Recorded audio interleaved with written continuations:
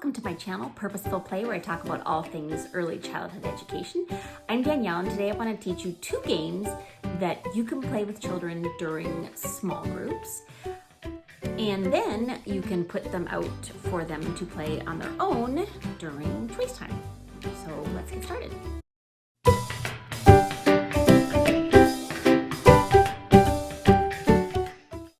I'm always looking for inexpensive, easy games that children can play together. So cooperative games that are still working on some really important skills. So I have 2 games that I want to teach you how to play. And they're great for number recognition, for counting, that one-to-one correspondence, of course, all those social emotional skills, taking turns.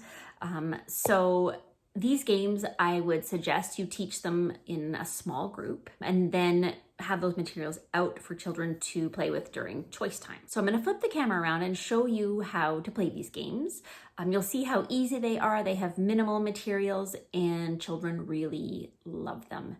And I'll apologize ahead of time because I don't have like a setup to film down on top, like above something to film the stuff that's down below. So I might just be, a little shaky with my camera, but it's all good.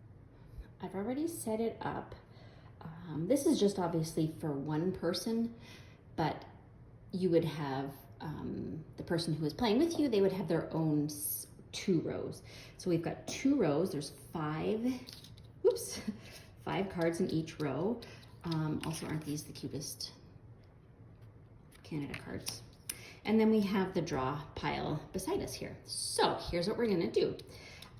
First person picks up the card, and I forgot to take the jokers out. So you can get rid of the jokers. You can also get rid of the face cards if you want to, or you can just keep them in there, and that's something you can also still learn from those. So, I got a 6. So I'm gonna go 1, 2, 3, 4, 5, 6. I put the 6 in the sixth spot, and then I pick this one up, and I have an ace, which is 1. So I'm gonna move that one out of the way, put it in the 1 spot.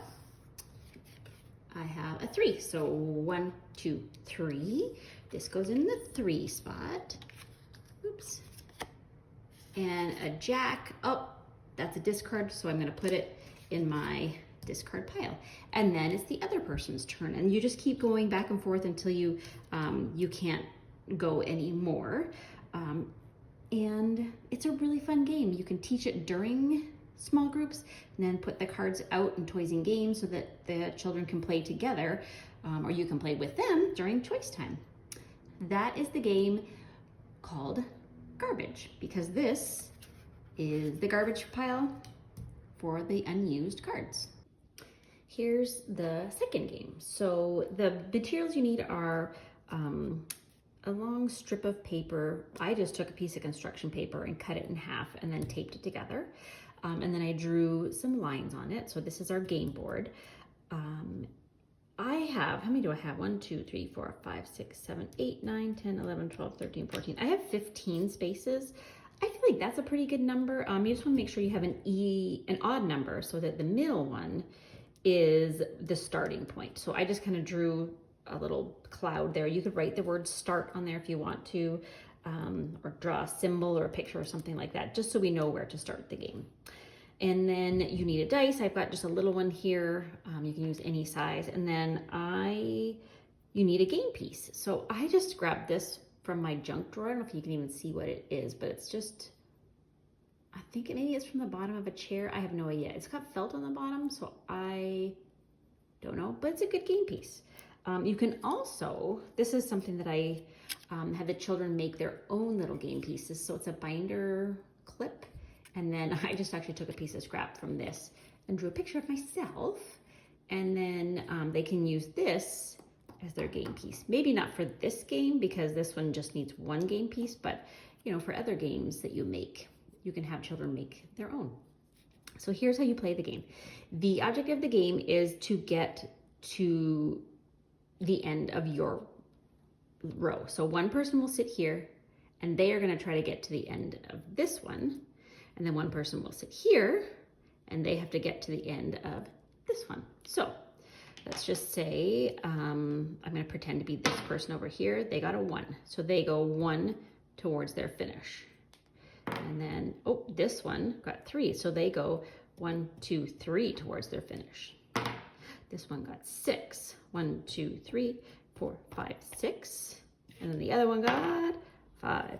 1, 2, 3, 4, 5. So it takes a while to go back and forth and back and forth. It's not a game that's done super quickly, which is kind of nice because it gives them a chance to, take turns. They're counting. They've got that 1-to-1. So it's just a really fun game and very cheap and easy, inexpensive game to play. I don't have a name for it. Maybe I should come up with a name for it. I don't know what it's called. A fun game. Okay, so those are the 2 games. I hope you have a fun time playing them with your students. Garbage, and I was thinking maybe we should call the second one back and forth, because you do go back and forth. I don't know. Have fun with garbage and back and forth. I wanted to make one other suggestion to you that I did in the past, and families really appreciated it, is that just like I recorded myself playing the games for you guys, I recorded them for families so that they could play them at home with their children. Again, minimal materials, and if they don't have a deck of cards, they can use pieces of paper and just draw numbers or write numbers on them and, play the game with just pieces of paper, cut pieces of paper, and it's just as effective. So thanks for watching. I appreciate you guys being here, and have a happy day.